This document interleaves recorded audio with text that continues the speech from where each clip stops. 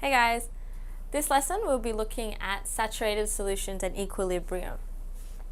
So when we're looking at a solution, we're looking at a water or another solvent, and we're putting in copper sulfate in this case, adding it into the water to form a dilute copper sulfate solution. If we keep adding more, it becomes more concentrated, and if we keep going, we can saturate the solution. So we'll just discuss what that means. So when an ionic solute dissolves in water, eventually the ions from the solid are dissolving at the same rate as ions in the solution are recrystallizing. So if we put a lot of copper sulfate in, we'll have a concentrated copper sulfate solution, but then if we keep going, we're going to have copper sulfate always dissolving out, but then we're also getting a lot of copper sulfate from the solution coming back in and recrystallizing. So that's what this is meaning as the same rate of both ways. So you can think of it like you have a classroom full of people and then outside another classroom full of people, and if we have a set amount, one person goes out, one person comes in, we're having a same rate of exchange. So that's what this means.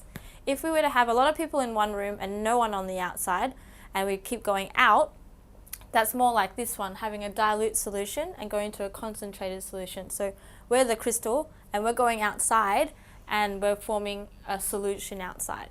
Okay? So at this time, dissolving and recrystallizing continue. So we're having stuff going into solution, stuff coming out of solution, but the concentration of the solution remains the same. And what this is called a saturated solution, because there's only so much you can put into the solution. And when we have a saturated solution, what happens is that we've reached equilibrium. So that's the concept of going in and out of the classroom at the same rate. So this one is we're having copper sulfate forming crystals at the same rate as dissolving into the water. So a saturated solution contains the maximum amount of dissolved solute at a given temperature in the presence of an undissolved solute. So that means there's still going to be crystals at the bottom of the test tube or the beaker. Unsaturated solutions contain less than this, so that means they can always keep being dissolved into the solution, and there will never be a crystal at the bottom at the end of it. So an example of this is the potassium sulfate solution. It has a solubility of 12 grams of the salt per 100 grams of water at 25 degrees Celsius.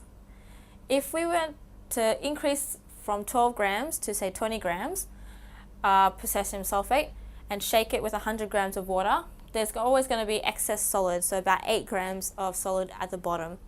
And this settles at the bottom because the solution already has enough potassium sulfate in there, and the amount of potassium sulfate dissolving is equal to the amount of potassium sulfate becoming crystal again. So what we call it is saturated.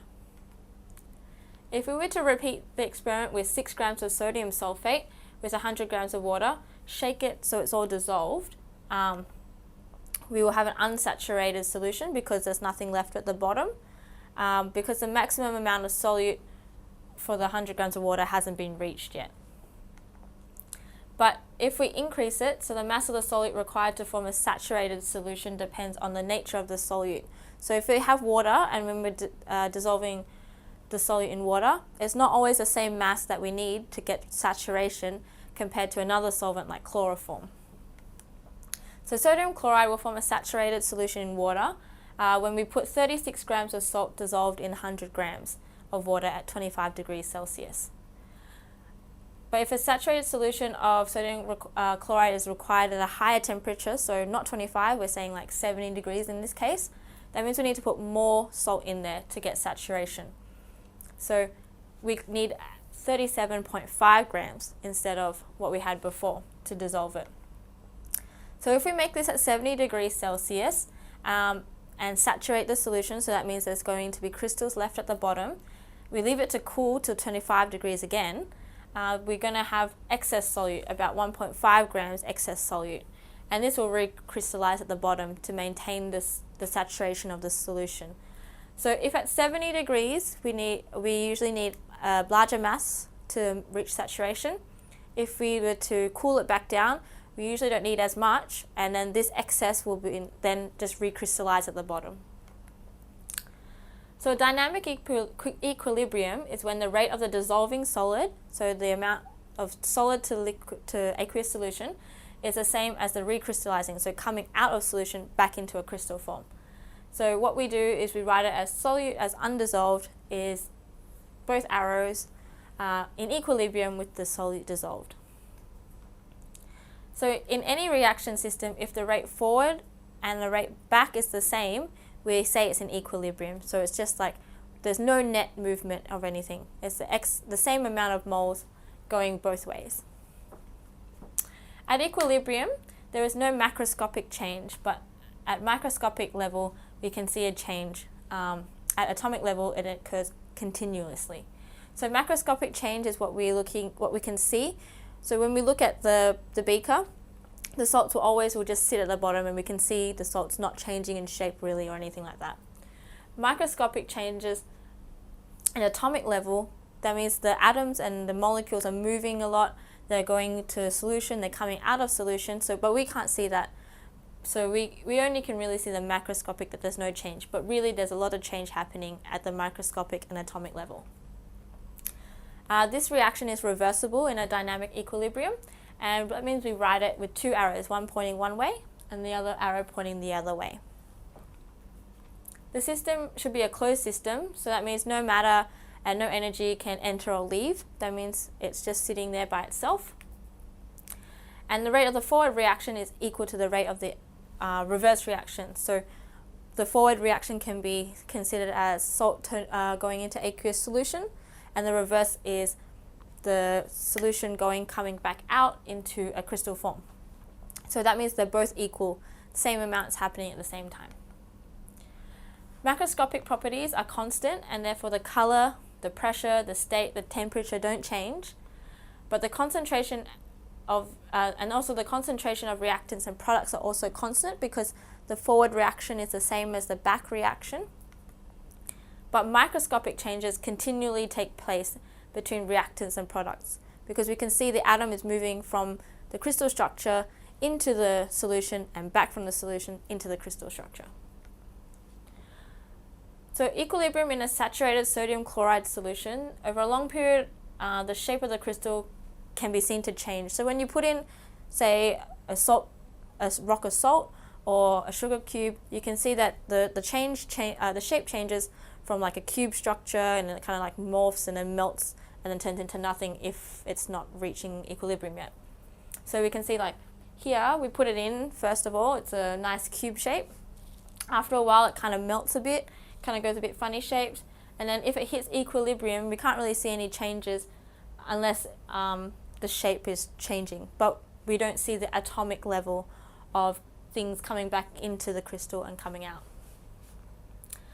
So careful measurements show that the mass of the crystal doesn't change, because in equilibrium the forward and back reactions are the same, but the solution has always remained as saturated.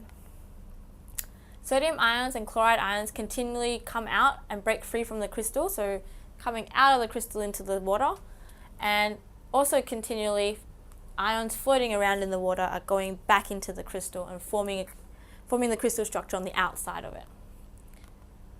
And we can write this as a chemical equation.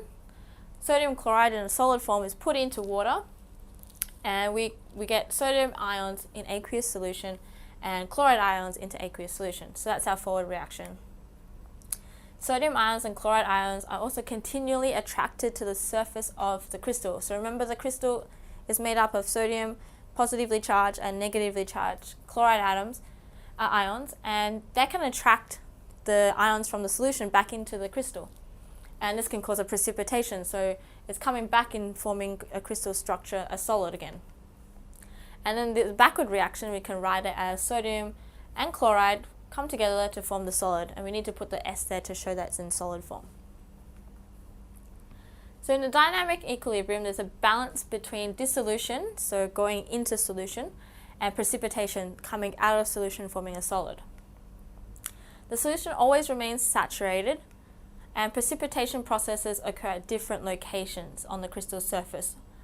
So precipitation can occur anywhere on the surface of this crystal. So the crystal continually changes shape because sometimes maybe a lot more will come on this side and precipitate out compared to here. So this will be eaten away, and then this bit will form a bit of a blob, and the shape will always change.